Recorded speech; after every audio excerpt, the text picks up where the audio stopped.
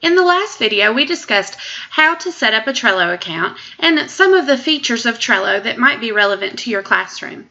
This video will discuss the ways that you could use Trello in the classroom to increase student engagement. Trello lends itself to collaboration, and to students, it's very easy to use and very straightforward. Here are 3 ways to use Trello in the classroom. The first is a Genius Hour planning board. Use Trello to allow students to show where they are. You could use this for Genius Hour. You could use this if they were working on a research project. So each student would have a card with their name, and they can include any resources. They can show you where they are, and as they finish, then they can move their card over, so as a teacher you can see quickly the status of your class. They can use their card to store attachments, links, checklists, and information. A second way that you can use Trello to increase student engagement is by allowing students to contribute to a class discussion board. Students can add cards about a topic being discussed in class.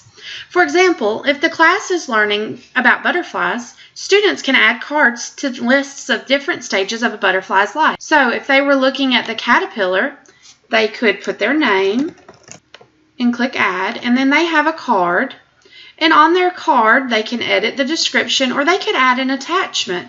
So they can attach a link. They could go to another website, find a picture of a caterpillar, and then come back to Trello and attach that link. Now this has been added to their card. A third way that Trello could be used in the classroom to increase student engagement is by having a Trello reading genre board. On the board, the teacher can include lists of different genres, and students can add cards with the title and a review of a book that they've read in each category.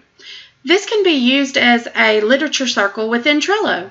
Teachers can look at what they've done. To complete this module, create a Trello board with 2 lists of your choice. Within those lists, create 2 cards. Invite a partner to your board. Your partner needs to add a resource card to your board. In all, you should have 3 cards. Take a screenshot of your board and post it with a link to the board on the class discussion board for Module 3.